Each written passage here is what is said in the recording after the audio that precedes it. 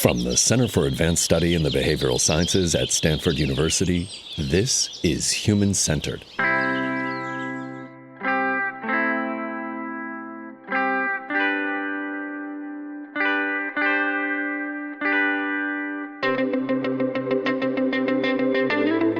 Do work that's valid no matter what you find. So says David Card, who explains to us that in some of his most consequential work, nothing much really happens. But much of this same work earned him the 2021 Nobel Prize in economics. How is this possible? We'll find out in today's episode of Human Centered with David Card, the class of 1950 professor of economics at UC Berkeley, in his first return to CASBS since his 1996 to 97 fellowship year.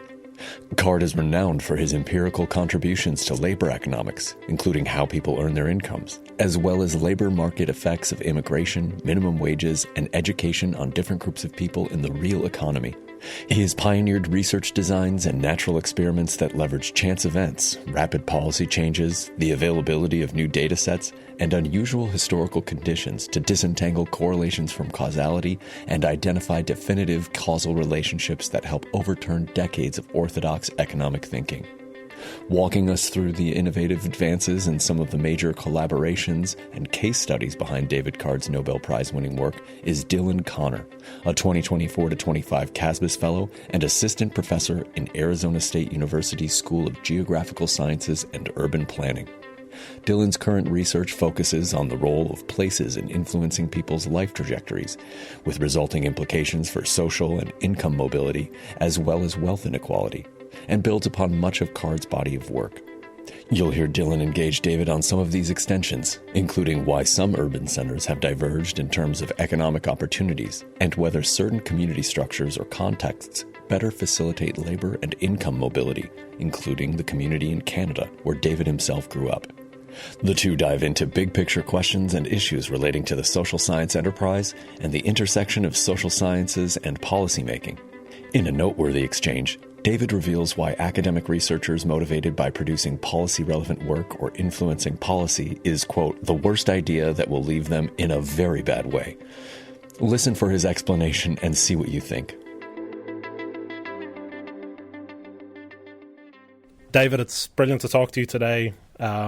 My own CASBS project is focused on trying to understand the role of communities and regions on life chances and how that's changed over the past century. And so I think your work has really, set the stage for a lot of that work. And, I think when I think about you, I think of, a person that, we really standing on the shoulders of giants in terms of how I do my work as a kind of an outcome of the work you've been doing. We also have a great geographic connection, which is at CASBS, for those who don't know, every study has a list of names on the wall, which is the kind of ghosts of the study. I chose Study 51 this year, which is a kind of a mythic study at CASBS. It's been home to Milton Friedman, Emanuel Wallerstein, Robert Putnam, Alejandro Portes, Robert Sampson twice, and David Card in your, CASBS fellowship year in 96-97. So welcome back to CASBS, David. Oh, thanks. So for our listeners who might not be familiar with your work, can you tell us a little bit about what you do as an economist? Well, I'm what's called a labor economist, and I work on topics around people, I guess you would say. So topics like education-related topics, some health-related topics, as well as topics about how people earn their incomes and how different factors in the economy affect outcomes for different kinds of people. And so in 2021, you won the Nobel Prize in economics. Which part of that research was that prize awarded for? Well, they said for my empirical studies in labor economics, I think. Probably what they cited mostly in the citation was my work from the late 80s and early 90s. At that time, labor economists had been for some time and trying to develop and push the idea that social scientists could possibly separate correlation from causality through use of things like natural experiments or careful research designs which try to build credible basis for making a causal statement rather than just a correlational statement. And so some of the early work that I did, and with my students and with others at Princeton, where I was a faculty member at that time, sort of sets some of the stage for that. So they cited work I'd done on immigration, studying the effects of the Mariel boat lift. They cited some work I had done looking at the effects of minimum wages, particularly a study that's fairly well known, looking at the impact of a rise in the minimum wage in New Jersey in the early 1990s, using as a kind of a comparison group. This was focused on fast food restaurants, so focusing on fast food restaurants in New Jersey and versus Pennsylvania, where there was no increase in the minimum wage. All extremely straightforward kind of things. At the time, it's kind of surprising that other social scientists and economists hadn't really focused so much on this. And actually, very late to the game was statisticians. They kind of had this hard line that their only possible causal statements could be coming from randomized controlled trials. I think now most stats departments have a causal inference class, and it's kind of using some of these ideas. So yeah, that's probably why I won the Nobel Prize. And so just for the listeners, can you say a little bit about what a natural experiment actually is, and why is it such a powerful research approach? Well, I guess an example of that would be the Mariel boat lift. So if you're interested in the ways that immigration affects the economy, one of the leading questions that almost always comes up is it true or not that as you add more immigrants to an economy or to a local economy, that labor market conditions get worse for the natives? Actually, every day there's some claim about that. And it's very hard to do a convincing study of that because normally what happens is immigrants are pretty strategic in where they go, and they're not going to go to a really lousy labor market. They're going to go to places where there's jobs. And so that makes it a little bit difficult to say, well, the immigrants are going where there are good jobs. If there were no immigrants, would there be even more good jobs for natives? That's kind of the question that people would raise. So in 1980, there was an event in in Havana, at one of the embassies. A bunch of people had kind of lined up to do paperwork to exit Cuba. At that time, it was hard to leave Cuba. It still is, I guess. And the number of people accumulating in this embassy grounds kind of grew and grew and grew. And so Castro got the idea of trying to resolve it. And what he said sort of out loud was, well, Cuba's a free country. Anybody that wants to leave, just go down to the port of Mariel, which is basically the seaport beside Havana, and you're free to go. Now, I think what he wasn't fully thinking about when he said that was Havana's not that far from Miami, and over in Miami, there's a huge expat community of Cubans with boats. Many of them have boats. So in the course of about 3 months, 150,000 people moved from Havana over to Miami. And a little over half of them stayed. So this was a very large increase in the number of Cubans available to work in Miami. And people would call that an actual experiment for the study of immigration, because the reason why these immigrants came to Miami wasn't really anything about the good conditions in Miami. In fact, Miami was not doing particularly well at that time as a labor market, but rather a combination of Castro's kind of crazy idea and the fact that there was this huge expat community and the fact that it's not very far. So it all kind of fell together. Wow. And so one thing that I really wanted to ask you is, it seems that identifying these natural experiments takes a bit of kind of clever reading of the history, or, taking advantage of unusual historical conditions. Where did you get that idea from? I mean, why were you the person to spot that? And well, in my particular case, it was because I was at Princeton on the faculty, and Princeton has a kind of unusual thing that all of the third-year students, which are called in the United States are called juniors, they all write 2 independent research papers, and then everybody has to write a thesis. And so I was there almost 20 years, and for my career I supervised dozens and dozens of junior papers and senior theses. And one of the students I was assigned to supervise was a guy named Konstantin Alexandrakis. And he was from Miami. And he came into my office and started talking about this Mariel boatlift thing. Now, indirectly, it was somewhat well known because there's a very famous movie called Scarface, which almost every American has seen. And Scarface is a Marielito. He's somebody who came with the Mariel boatlift. And the opening scenes of Scarface are actual real footage of the Mariel boatlift. And the story underlying it is somewhat true in that while the boatlift was going on, Castro got the idea of throwing into the mix of people leaving, people that he let go from prison and some of the facilities for incompetent people and others who were imprisoned. And so actually Scarface was allegedly one of those. So people kind of knew about it, but I don't think... The idea that an economist would study that and write a real paper about that in 1990, that was like completely off the rails. Like for some reason, economists thought that wasn't serious or wasn't suitable thing for economists to study. And now, of course, people do that all the time. There's the reality is there's always things like this going on. Some of them are in the historical record. Some of them are happening in real time right in front of your face. And, you often have to wait then until some data starts accumulating. For instance, lots of times, in 2016, the country of Germany never had a national minimum wage. There was actually quite a few European countries don't have minimum wages.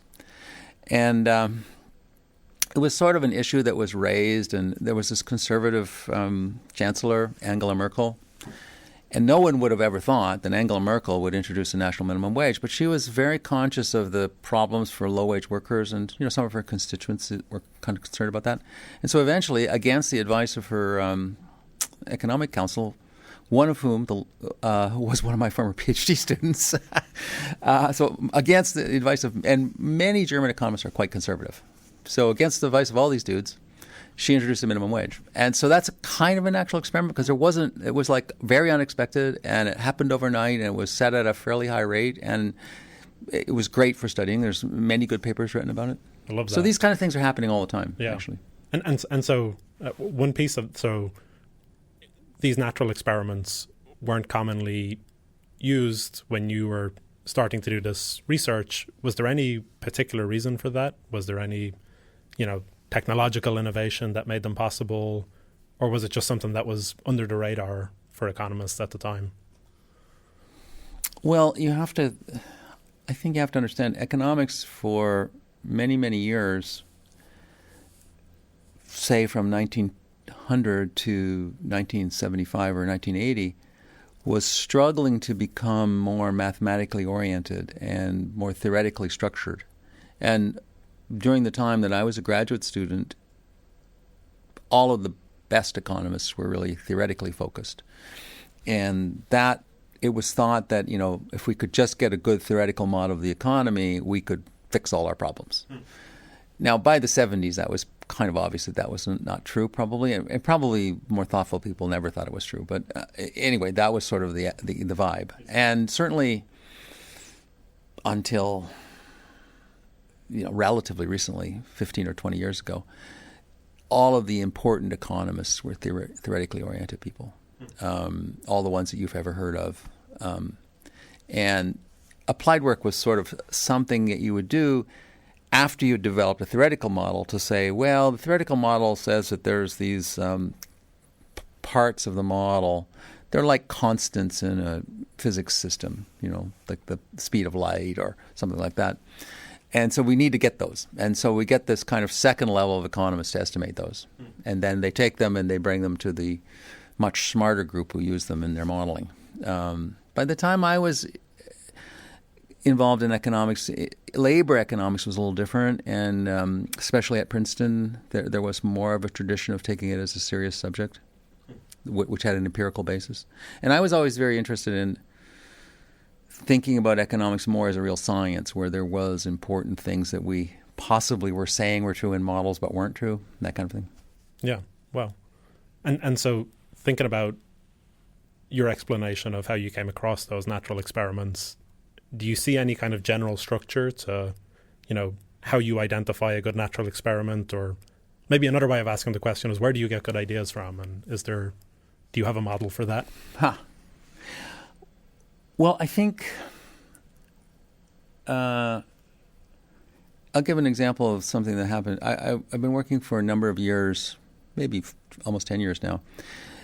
The 1940 census was the first time that they had asked everybody in the population of the United States a lot of questions like education, income, occupation. And that data is now available for 100% of the population.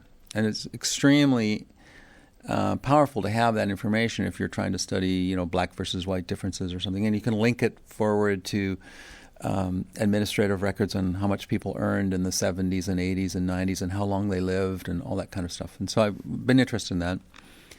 And so in the course of doing that work, as my general rule is to try and read everything that was written about a topic that you're working on from the time it was done. Which, my wife is an historian, and that's the way historians think. Like, who cares what somebody says about it today? I want to go and see what people thought at that time. And so I was reading up about this, and I found out something extremely interesting. So in 1940, they started to realize there was probably going to be a war.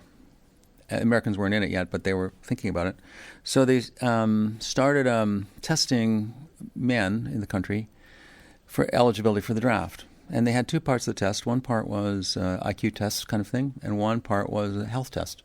Turns out they found that amongst 20 to 40-year-old black men in the United States, 25% had syphilis. Okay, now, penicillin was discovered in 1940, roughly 1940, and within 5 years, syphilis is more or less eradicated. So you get this amazing change. All of a sudden, you go from 25% of people have syphilis, and that means their wives have syphilis, their children probably get syphilis. And syphilis is this congenital disease that builds up over time, and if you have it for more than 10 or 15 years, you start to get really long-term health problems. So you all of a sudden get rid of that. So I realized, no one has really said, was that an important part of progress for African Americans relative to whites, is just getting rid of this burden of disease. So just by reading these things. And I think there's millions of things like that. It's that people are totally not being very creative when they read things and think, well, what could we do with that? So you're almost saying it's almost paying attention to the real world and to history and to, being an observant. Yeah, academic. and just keeping your eyes open and trying to absorb things that people used to know. There's an amazing number of arguments that go on in the world today, which if you think about it carefully, you say, well, we're arguing about something that everybody used to know. Like, I always tell people, when I've had a large number of PhD students, like well over 100, and when they're thinking of a topic, thinking about what they would want to work on, I always say, go back about 30 or 40 years, and you'll see that there were topics that were incredibly engaging back then, and that people were totally working on, and then they've disappeared. They kind of ran their course, and a lot of times that the literature at that time got to a certain stage and then kind of ran out of steam. There was no data available, or the modeling wasn't very good, or something. And so those are almost always great questions, because really smart people were engaged with them for 10 years, and they all walked away, and everyone's forgotten about it. Okay, grab one of those questions. Oh. That's my idea. So just stepping back even further a little bit, could you tell me a little bit about you as the person? Where did David Card come from, and do you feel in any way if your childhood or early life had any influence on the trajectory of what happened in your research? It's a little hard to say. I grew up in a rural community in central Ontario, about 50, 60 miles from Toronto. My father was a dairy farmer. That part of Ontario was settled right after the Napoleonic Wars, and so the farm that I grew up on, which my family still owns, was purchased by one of my ancestors, a card in 1820. And it was still a rural area when I grew up, so I actually went to a one-room school for 3 years of my life. But then I had the advantage that there was a nearby city called Guelph, and it has a university. And it had pretty good high schools at the time. And at the time of the baby boom, they needed so many teachers. I was at the very peak of the baby boom. They needed so many teachers. All the high school teachers were relatively young and well-trained. And that was a huge advantage. So, I had really good math teachers and so on. And I think growing up on a farm, I realized, dairy farming is extremely hard work and also absolutely relentless. Like every day, you have to milk the cows twice a day, no matter what. And I decided that was not the easiest life. Now, virtually any other job you ever have after that is much better than being a dairy farmer. Yeah, because pay is higher and the working conditions are better. So that's good training, probably. I went to college. I wasn't sure what I wanted to do. I was in the science track. I kind of inadvertently became interested in economics, and I had the luck to have some people who kind of steered me to Princeton. I was kind of interested. I had jobs in working in steel factory and working in a warehouse and stuff like that to earn some money to go to college. And so I had kind of a blue-collar job background, and I got interested in labor economics. Huh. My own dad was a painter and decorator of buildings, and I worked with him for a few years, and he used to say, this is your education on why not to become a painter and decorator. Yes. So do you see any connection between dairy farming and economics? Or what do you talk to your dad about, or did you talk to your dad about? Well, my father was a very practical person. He was the person in the neighborhood. He had a welding shop. And so all the neighbors would come with all their broken equipment, and he would fix it. My brothers and I are all a little bit more like that, like basically fairly practical. For academics, I'm extraordinarily practical. I mean, I have a 1956 Ford tractor, and I fix it, and I have an old sports car that I keep going and things like that. So I think there's a practical side of that's helpful for empirical research. And the reason why is because if you're a theoretical person, you can go for perfection, because theory is not a real thing. It's an abstract concept. So a good theory is like a really good Picasso painting. It's extremely stripped down. It's got stylized features that you can recognize, and it captures the essence of the problem. Empirical work is never like that. Empirical work is always a mess. And it's kind of like fixing an old tractor. It's never going to be perfect. You just have to get this stupid thing to run. So I think that's... I love that. I think that's kind of the way it is. So thinking, beyond Canada, and if you're thinking about the long track of your career, are there any kind of big highlights or, big discoveries that in your mind really stand out to you, or even big lows? So you're thinking like things that have happened in economics that... No, like in your academic career. Are there moments where you think that was the moment where things changed for me? Not really, no. I mean, I've been extremely lucky in, like I kind of mentioned, there was a couple of young professors I was an undergraduate at a university in Canada called Queen's, and there was a couple of young professors. Again, because of the baby boom, they had built up the economics department there, and they had a lot of young people, people with PhDs 4 or 5 years ago that were kind of at the forefront of research at the time. And 3 of them were from Princeton. And so they kind of guided me toward that area. And then 2 of them had the advisor who became my advisor, Orley Ashenfelter, who was been at the Center for Advanced Study, I think maybe twice, actually. So having Orley as an advisor, that was just amazing luck for me because, first of all, we get along really well. And secondly, he was at the forefront of the making labor economics a more empirical subject, integrating theoretical ideas and econometric ideas, and that was very helpful. after I finished during my PhD, I met several people that I stay friends with who are, were great in helping me. We co-authored some papers.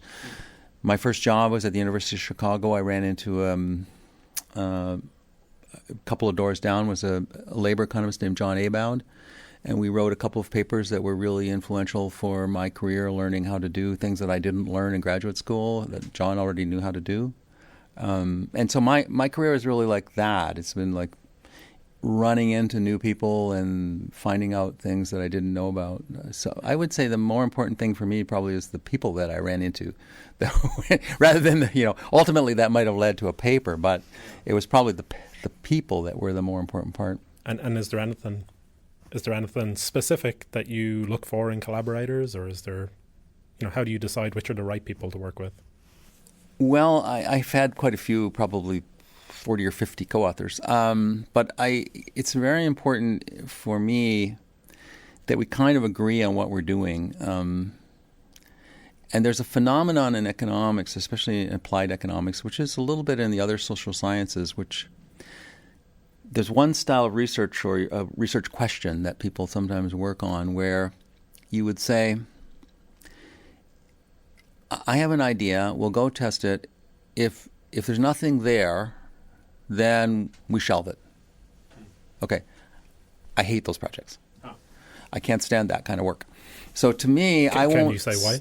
Well, I don't believe you should start a project unless the project is equally valid, whether you find nothing or you find something.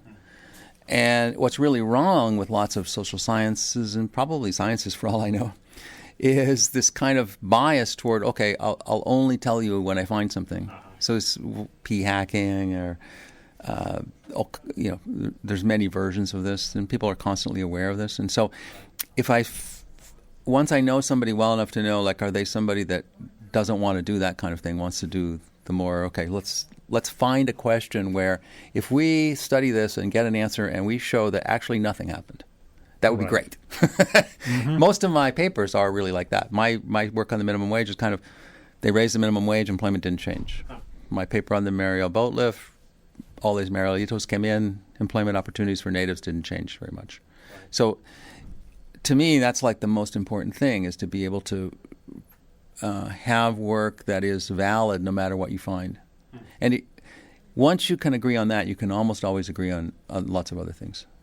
And how do you think the academic journals are doing in terms of being open to work that isn't just catchy or statistically significant? Pretty terrible. You don't see much progress there. I don't know. I don't. I mean, some editors are very conscious of it, and some people are conscious of it. But the economics has become a much larger field and much more competitive these days. It's an extraordinarily competitive field now, much more competitive than it was when I was a younger person. And so people are competing for a very small amount of journal space in the top journals. They're competing for grants.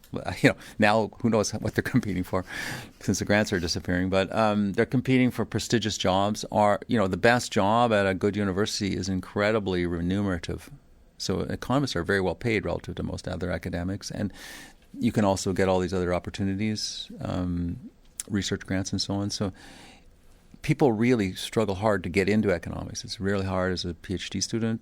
One of the hardest fields, or the hardest field to get into. And then they struggle hard to get noticed and get accepted. And that leads to a little bit of this problem, I think. Okay. I wanted to ask a little bit about your work on geography and economic opportunity. So can you give us a sense of some of the big trends for big cities over the last couple of decades? And in particular, why is it that big cities seem to have such high wages? Yeah. Well, the advantage of being in a city versus being in the countryside, on average, productivity has always been higher. And that goes back to medieval times, actually. So there's economic historians studying the Italian Renaissance and stuff, and, being in the city was an advantage even then. But in the last, since 1980 or so, one thing that's emerged is the remarkable divergence between economic opportunities in some places and other places. on average, larger cities are good, but not all large cities are great. I mean, Detroit isn't so great. Philadelphia is kind of average.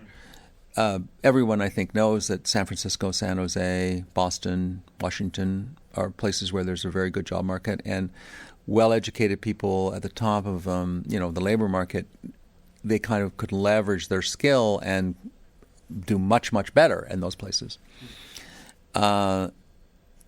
At the same time, there's whole pockets of the United States and lots of other countries that are really in big trouble.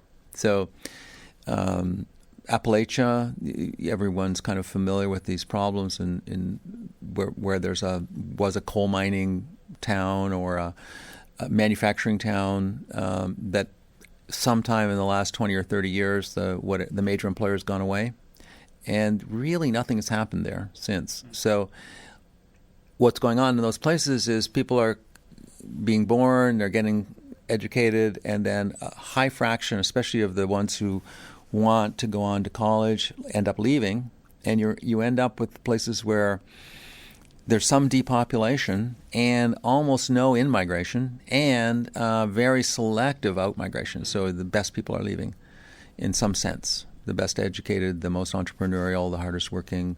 And you're left with a group that have, some skills and some talents, but there isn't anybody for them to work with to build a new firm or start a new line of work or something. And that's not just true in the United States. That's true, like parts of East Germany are like that. Parts of Australia are like that. Big parts of Great Britain are like that. Parts of France, Spain. So it's all over the world. Right. This same phenomenon. And do you have any thoughts about these kind of left behind places, what we can do about that problem?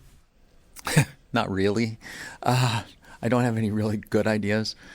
I mean, what seems to me to be true from work I've done and others have done is those places lack. Employers are not interested in going there. Most employers, especially employers that offer a diversity of jobs with opportunities for career development, and so those places then end up having, first of all, there's a big healthcare sector because there's kind of an old population that's not very healthy. So you can go into healthcare, and that's probably the best job you can get. Or you can, there's not much else. So if you talk to a large employer and say, well, okay, why won't you put a facility in one of these places? They say, well, first of all, reality, their managers don't want to live there. So no one wants to live there. And secondly, they think there's going to be problems with the local labor force, not finding the types of workers they want. So it's kind of a bad equilibrium. And do you think there's any way to incentivize firms into those places? Well, any long-term solution? I think that's an interesting question. There are attempts to do that. They're typically small. They, like a lot of things in economics, they have relatively modest effects. It's possible if we're going to be in the era of depopulation, which many countries are in, you don't really want to do that. You might want to say, okay, this is true in Korea, Japan, Germany, Italy. There's a declining population. Do we really want to maintain a population in all these places, or do we want to let those, some of them will become tourist areas or revert to a slightly, off the grid set of people can stay there, but probably, we want to concentrate our infrastructure a little bit. And so thinking about the flip side, the big cities which, have these really high wages and really expensive property, something you often hear people talk about when they're thinking about staying in a place like San Francisco or moving there is really this trade-off between the price of the housing and the rent versus the income. And so I guess one question there is, to what extent are people really better off in these big places? And what does the evidence say about that? Yeah, well, the evidence is kind of grim.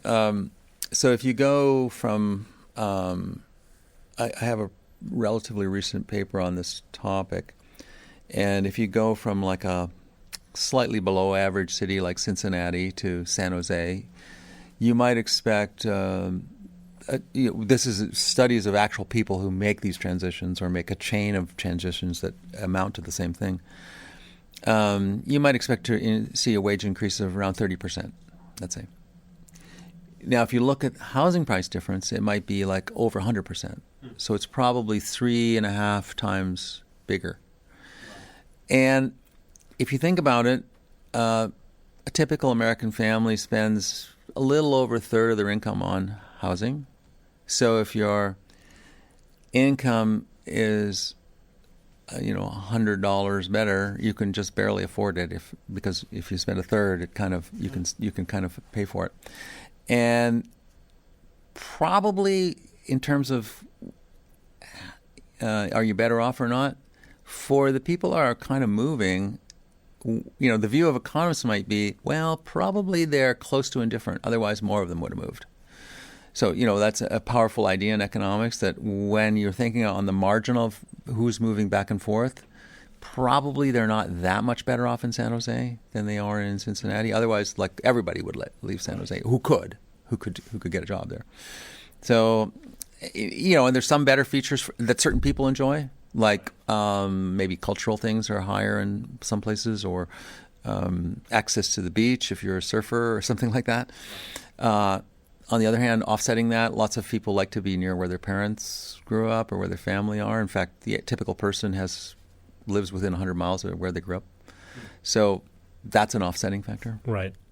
But it is the case that let's say the really high earners are probably much better off in these big cities. Right. If you look at the concentration of corporate headquarters, I wrote a paper on that many years ago. It's amazingly concentrated. So there's only a few cities where the headquarters of the 500 largest companies in the country are located. And there's one or two that are located in very obscure places for very obscure reasons, but the vast majority are like in New York, San Francisco, Boston, stuff like that. I'd love to get your take on this paradox in the field at the moment around big cities and social mobility. So one of the interesting facts is that if you look at the relationship between city size and average incomes, you see big cities, of course, have much higher levels of income. But when you look at rates of upward mobility for children from lower income backgrounds, actually on average, bigger cities actually don't perform particularly well, and in many cases are below the average. So do you have an intuition for what might be going on there? So New York is not so great, or New San York's Francisco? not great, LA is not great, Atlanta, cities like that. Smaller communities, a lot of which are in the Midwest. Doesn't Salt Lake City always stand out? Salt Lake City stands out. Maybe if we had more Mormons in the other cities? Is that what this is telling us? I'm not sure. What do you have is that your intuition? That would be the Putnam idea, right? Right. That they've got this incredibly... I go fishing with a good friend of mine, a Mormon guy, who's a PhD student, a colleague of mine. Yeah, and I've been thinking about that for a long time, that they basically have this old-fashioned community structure, kind of what I grew up with in my rural area, where there's something bad happens and neighbors show up and bale your hay. Right. So they have that a little bit more. Yeah. They also have this. There's a phenomenon that's really interesting. There's a well-known, what's the name, sociologist. She was one of Alejandro Portes' students. She was at UCLA.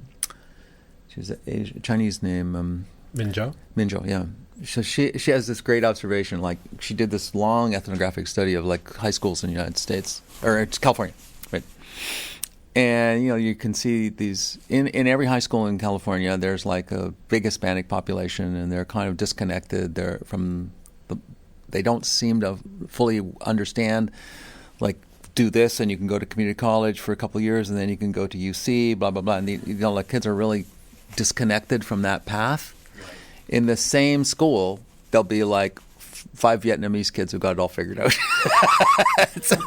so there's something going on, right? Right. And the Vietnamese people came in 1980, around the same time as the Marielitos. Extremely disadvantaged, right? Okay. And it's still, not all successful, lots of nail salons, lots of construction jobs and stuff. But the kids are way upwardly mobile. So you're saying there's some features of these ethnic communities. There's some which may be that are really success oriented and really if you're a smart Vietnamese kid in Merced, somebody's got your ass and is going to get you into Berkeley. And if you're the same kid and Hispanic, no one's paying any attention to you, even Mexican American, or not, no one, but it's just not the same. And so you think it's not really about the place; it's about the populations who are in those that places. Would be I don't think places mattered at all. I think places are nothing. I think it's just the context of the people that live there. How can it be? Well, places are nothing. Well, the context. Los Angeles is just a giant flat plain. It can't be anything. What about the case that high density is good for industries, but not necessarily good for raising kids? And what's interesting is that wealthy people in dense places buy kind of rural amenities, low density neighborhoods. Yeah, and then work really hard to keep everybody else out, like Atherton. When I was in college, I took an economic geography class, and the poster child for that exclusionary zoning stuff was Atherton. Of course, I grew up in Ontario. I had no idea what Atherton was. I didn't know what exclusionary zoning was. We didn't have that in Canada. Yeah. And so thinking about your background, there is this feature that places like, I think, the place that you grew up in tend to be quite conducive to upward educational mobility and income mobility. What do you think that's about? I'm not sure. There was a very good school system at that time. It was very stratified. We were tracking like crazy in Canada compared to the United States. And Americans are just appalled by tracking. But it's, most other countries have tracking, and most other countries are more upwardly mobile than the United States, like Norway. And Denmark and Sweden have amazing tracking systems, right? So what they're doing is they're sort of saying, okay, if you're from this poor family, but you're like academically oriented, we can do something with you. And we'll put you, so that's probably what happened to me. I was in with these kids. My friends from the rural area, they all stayed and became farmers or truck drivers or construction workers, or, some of them became fairly skilled and successful. But then in high school, I was in this other track, and all those guys went to university, and some, a few of them became professors and stuff. And I think that was helpful in just showing that pathway. I don't exactly know. My father's brother was a professor, so it's not like everybody in my family was completely illiterate or anything. Is there a piece of work that you're most proud of? Do you have a favorite paper of your own? Doesn't have to be your most famous. I wrote a paper on strikes in the 1880s in the United States, and I had worked on strikes before, and I believe that was quite a good contribution, actually. And it's a very obscure topic, but I think I worked on it with someone who's passed away, but his name was Craig Olson, and a very sweet guy, and he was an industrial relations specialist, and we were very excited about it, and I enjoyed working on it and learned a lot about, that was the era of the Knights of Labor and all kinds of things, and I learned a lot about that era, so that's probably one of my favorites. Yeah. What are you most excited about right now? There's amazing opportunities now for things that we can. There's thousands of questions that economists have had, or social scientists have had, and we can start to answer them now. And for instance, I'm working on a project where we got the administrative data sets from Germany and Austria, and now we can see in those countries, it's kind of amazing. There's people who grew up in Germany and moved to Austria, and there's people who grew up in Austria and moved to Germany, and we can see what they were doing before they moved from one country to the other, and is it true that everybody who, it's better to go one way, or can people gain going in both directions? Right. And then, a huge chunk of people who do that actually move back. Wow. So we can see, is there a benefit to, 5 years in Germany if you're an Austrian? Huh. So to me, this is really fascinating questions. And if you're really, grow up in the border region between Germany and Austria, everybody knows a lot of stuff about this, actually. It just took us a long time to find the data to be able to kind of systemize. How is it possible to study that? Because we managed to convince, or some of my co-authors really managed to convince the two administrative agencies in these two countries to sign legal agreements to share their data. Brilliant. Yeah, that sounds like a great project. It's very interesting. Yeah, so that's an example of something we can do that you just can't imagine. In principle, we could do that with U.S. and Canada. That'll never happen. No, not in the near future. No. In 96, 97, you were here at CASBS. Is there any particularly fond memory of that year that stands out? Anything you particularly enjoyed about being here? Anyone you remember? Oh, yeah, sure. There was a sociologist named Roberto Fernandez. He's at MIT now. He was next door neighbor to me, and Roberto was working on a quantitative project, and we used to spend many hours discussing how, I would sort of say how an economist would approach this, and then he would think about that and say, what about this? Trying to kind of integrate some of the sociological insights he had with some of the ways an economist would analyze the data. And so that was quite engaging. It was the year that my wife and I decided to move to California, so it was quite important that way. Yeah.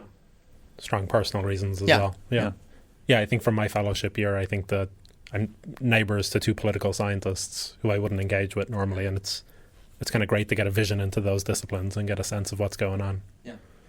So I wanted to take a step back from economics a little bit and ask you a bit about your vision of the social sciences and of social scientists. So, do you have a sense of where the big research opportunities or trends might be in the social sciences?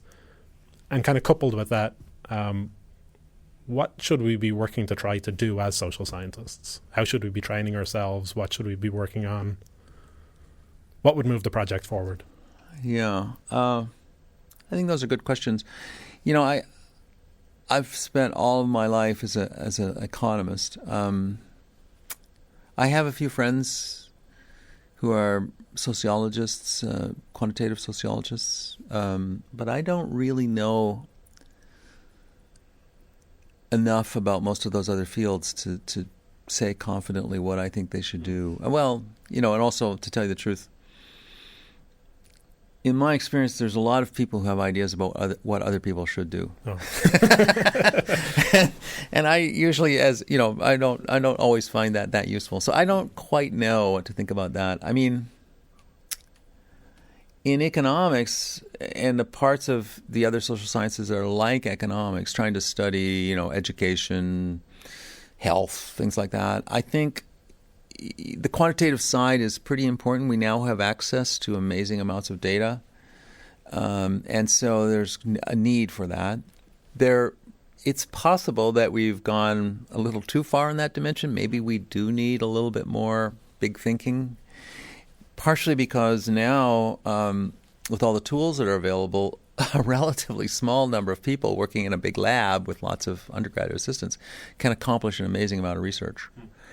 So it's possible that the whole research enterprise is going to gradually shift in social sciences to be more like a natural science model, where you have, at the top of some lab, you have some very well-known, accomplished scholar, and then under that person would be a bunch of assistant professors or postdocs, and then under them would be PhD students, and under them would be what we call pre-docs in economics, people who are finished a bachelor's degree, and then under them would be a bachelor's degree. And you can already see signs of that in some of the rich Eastern schools where there's a lot of resources per professor. It's a little harder to do like at a place like Berkeley because we don't have the resources to leverage one person and have 40 or 50 people working under them. But you can see that on this campus. Right. Yeah. And your sense is that that trend is going to continue? Yeah. Mm-hmm. For sure. What about the intersection of social science and policy? So you've worked on a lot of policy-relevant topics, minimum wage, immigration. Right. What are the trade-offs for social scientists becoming more involved in those conversations?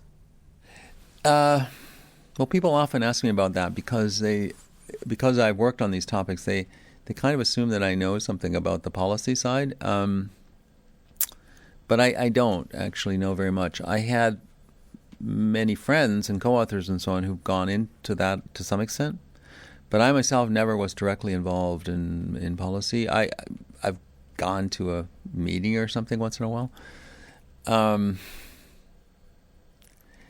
I always tell PhD students that the worst idea for motivating yourself to become a research economist is that you want to influence policy. I personally think that's like a really bad idea. But that might just be my own strange views. I mean, my own view is more like people are working for the knowledge, and we're trying to build up a base of knowledge which may or may not be useful today. Maybe it'll be useful in the future. Maybe it'll turn out that what we think is useful now wasn't that useful. I think that's happened many times. And so when you write a paper, you're really writing a paper for your friends, your colleagues, your co-authors, your former advisors and stuff. And you're trying to advance that more than anything else. And it's great if it's policy relevant, and they'll be more excited about it if it's policy relevant, and people might be more interested in it. But you can see right now in the United States, like there's an amazing number of policy decisions were made in the last week, which I don't think there's any scientific input to any of that. And that's not just true in the United States. That's true in lots of countries. And so if you think, well, the reason why I'm an economist is because I want to influence policy, you're going to be in a very bad way.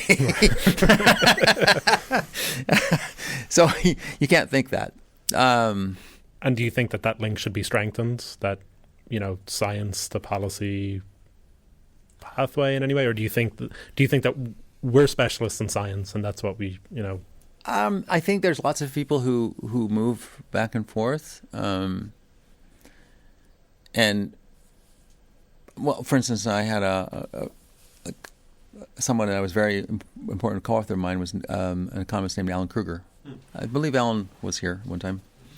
And Alan was, I met him, he came to Princeton as an assistant professor. He was just a few years younger than me. We wrote papers on many different things, including all that work I did on minimum wages. And Alan eventually got very interested in policy things. He was President Obama's head of the Economic Council. So he was heavily involved with that kind of stuff. I think he was very talented at distilling down a few simple things in economics that you could possibly move the conversation a little bit. But also he was very realistic about it. He wasn't thinking that, I'm going to develop this master model of the economy and I'm going to get the president to adapt 5 things out of this. I mean, most of what you're doing as an economist is trying to shut down extremely bad ideas. And you can see, since there's no economist directly, or no reputable economist involved in the current administration, there's a lot of bad ideas.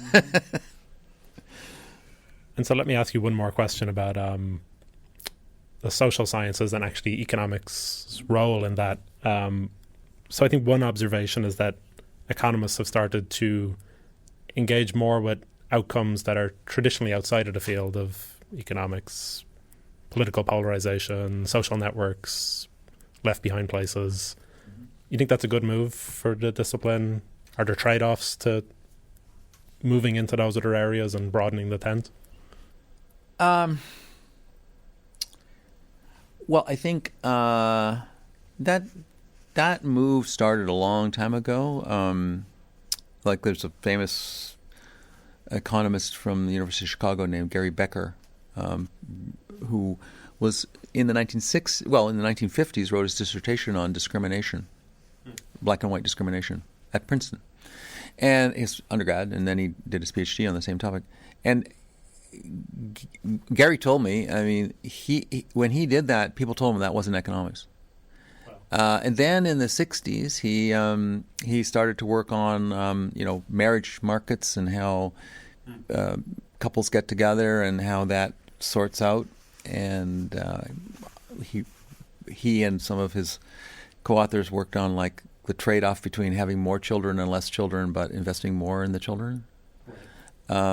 And everyone said that wasn't economics. So this is a recurring theme. Oh, yeah. So, another thing that's going on is, in all honesty, the perception that some economists have, and I certainly have this perception, is that the other social sciences are more inward-oriented than they were. If you go back to the 1940s or 50s and read what some of the most famous sociologists of that time were working on, it sounds just like economics, like Merton or Lagerfeld or something. They're very engaged with social questions and people. And then to me, it seems like those fields have retreated a little bit and become more insular or focused on things, and leaving a lot of opportunity for economists. Interesting. And we can't resist, you know. And that's a specialization trend? I don't know, maybe, yeah. So the grand era, like the people who studied intergenerational mobility, the first people who studied that were all sociologists. And they were involved with collecting data. The occupational change intergeneration data sets were collected by sociologists. Economists weren't even involved with that question until the 1990s, really. Yeah. And that's an interesting case because it seems that certain advances in data also open up new opportunities. They do, like but access. The question also just became something that we were interested in, like why is there such a strong persistence in occupational choice between parents and children? Sociologists have been interested in that forever. Right. And economists suddenly say, well, we can study that. Yeah. That's a great question. Why don't we study that? Yeah. Thanks for joining us today, David. Okay, my pleasure. That was David Card in conversation with Dylan Connor. As always, you can find us online or in your podcast app of choice. And if you're interested in learning more about the Center's people, projects, and rich history, you can visit our website at casbs.stanford.edu. Until next time, from everyone at CASBS and the Human Centered team, thanks for listening.